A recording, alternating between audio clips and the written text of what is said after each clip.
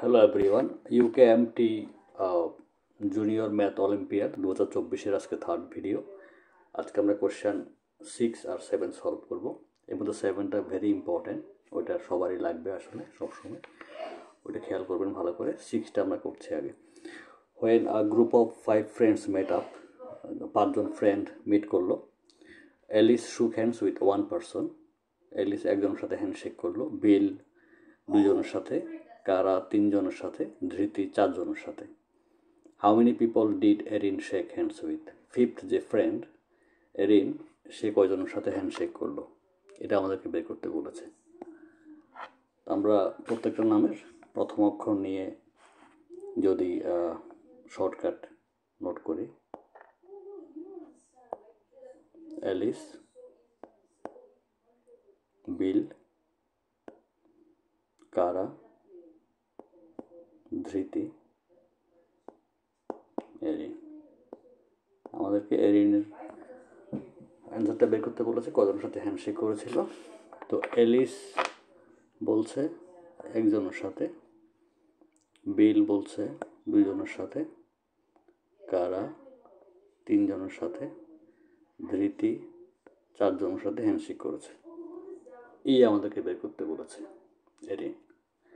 আচ্ছা, এ হ্যান্ডশেক করেছে একজনের সাথে, তো যেহেতু ডি 4জনের সাথে হ্যান্ডশেক করেছে, তাহলে ওর মধ্যে এও আছে, তাহলে অ্যালিস শুধুমাত্র ডি এর সাথে হ্যান্ডশেক করেছে। আচ্ছা, এবার বিতে আসি আমরা। বি হ্যান্ডশেক করেছে 2জনের সাথে, তো ওর মধ্যে অবশ্যই ডি আছে, কারণ ডি সবার সাথে হ্যান্ডশেক করেছে। আর যেহেতু এদিকে আবার সি বলছে 3জনের সাথে হ্যান্ডশেক করেছে, 3জনের মধ্যে অবশ্যই ডি আছে, কারণ ডি সবার সাথে হ্যান্ডশেক করেছে। তাহলে সি এর যে 3জন, তার মধ্যে কিন্তু এ নাই, কারণ এ শুধু একজনের সাথেই করেছে। তার মানে সি এর বাকি যে 2জন অবশ্যই বি আর ই হবে। তাহলে আমরা বি এর ক্ষেত্রে দেখি এবার, আবার বি 2জনের সাথে করেছে, তাহলে এর মধ্যে ডি আছে, আরেকজন হবে সি, কারণ এখানে সি বির সাথে করেছে, সি। আচ্ছা, এখন আমাদেরকে বের করতে হবে ই। তাহলে ই কজনের সাথে হ্যান্ডশেক করেছে? এ বাদ, বিও বাদ, কারণ বির অলরেডি 2জন হয়ে গেছে, ডি আর সি।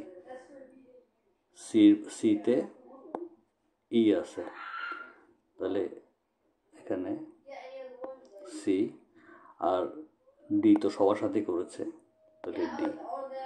তাহলে ই যে ফ্রেন্ড এরিন, সে সি এবং ডির সাথে হ্যান্ডশেক করেছে, তাহলে অ্যান্সার হচ্ছে 2। এখানে হাউ মেনি পিপল বলেছে, তার মানে জাস্ট নাম্বারটা দিলে হচ্ছে আমাদের। A6 হয়ে গেল। এবার আমরা A7টা করি। A7টা ভেরি ইম্পর্টেন্ট, সবাই একটু খেয়াল করবেন।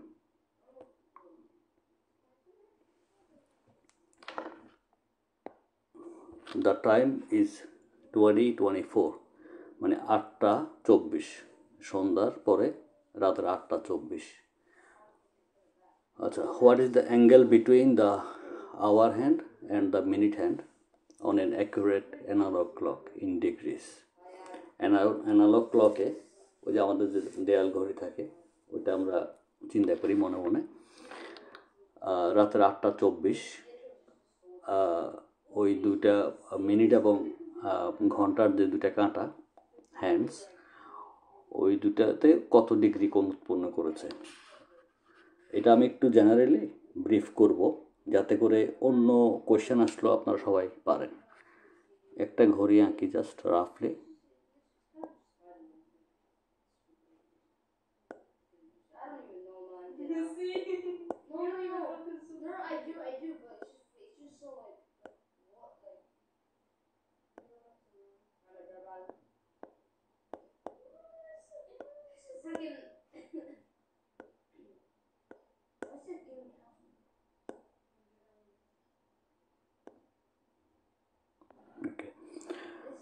যদি 8টা বাজতো, তাহলে হয়তো কি এটা আওয়ার হ্যান্ড, এটা মিনিট হ্যান্ড।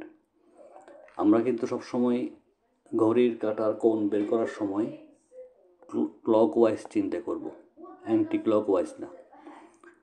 তার মানে রাতে বা দিনে যখনই হোক 8টা যখন বাজবে তখন আমরা চিন্তা করতে হবে এই কোণটার পরিমাণ কত, এই কোণটার পরিমাণ কত। তো এখন ঘড়ির কাঁটার ক্ষেত্রে একটা জিনিস খেয়াল করতে হবে, এটা আমাদের 360 ডিগ্রি, এটাতে 12টা ভাগ আছে, তাহলে প্রতি ভাগে কিন্তু 30 ডিগ্রি করে পড়তেছে, 30 ইন্টু 12 360, তাহলে প্রতি ঘন্টায় 30 ডিগ্রি করে চেঞ্জ হচ্ছে ঘন্টার কাঁটার ক্ষেত্রে। আর মিনিটের কাঁটা প্রতি ঘন্টায় 360 ডিগ্রি অতিক্রম করতেছে। আচ্ছা, এখন আমরা দেখি যখন 8টা বাজলো তখন কত ডিগ্রি কোণ উৎপন্ন হচ্ছে। তখন 8 ঘন্টা ইন্টু 30, 240 ডিগ্রি কোণ উৎপন্ন করতেছে যখন 8টা বাজলো। মানে আমাদের বের করতে বলছে 8:24।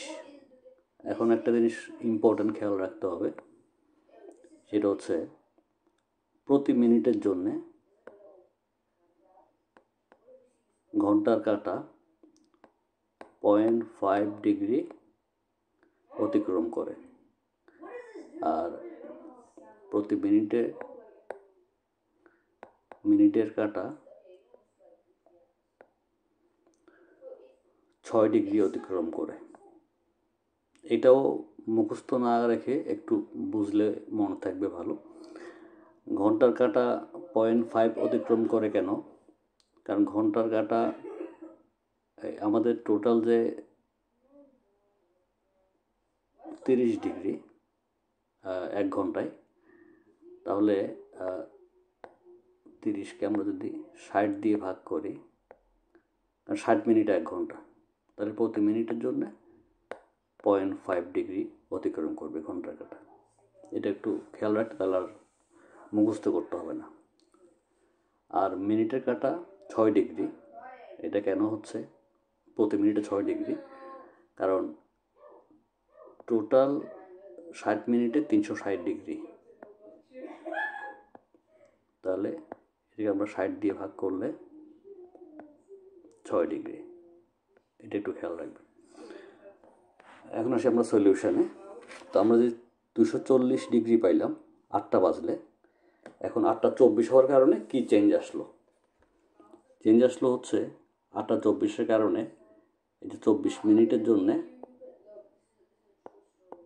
ঘন্টার কাঁটা 0.5 অতিক্রম করবে, 0.5 ডিগ্রি প্রতি মিনিটের জন্য, তাহলে 12 ডিগ্রি, ঘন্টা কাঁটা 12 ডিগ্রি অতিক্রম করবে। আর 24 মিনিটের জন্য মিনিটের কাঁটা 6 ডিগ্রি করে অতিক্রম করতেছে, তাহলে 6/24 কত হয়?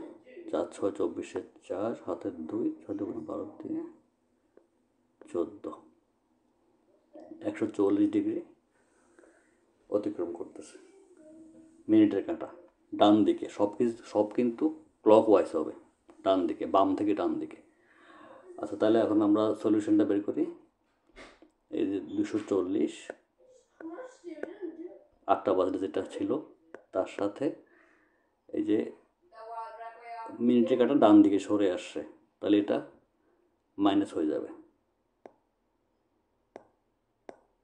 এটা মাইনাস হবে, প্লাস না। এটা মাইনাস করলে -144।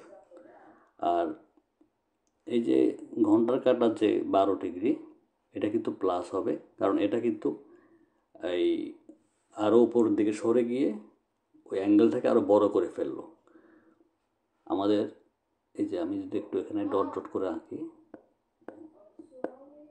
এটা সামান্য উপরের দিকে চলে আসছে, আর এটা নেমে আসছে, মিনিটের কাঁটা নেমে আসছে এইদিকে।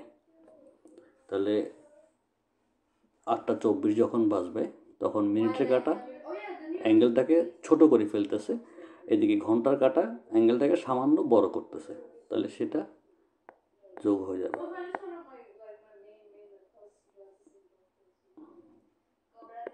তাহলে 240 মাইনাস 144 প্লাস 12 108 ডিগ্রি।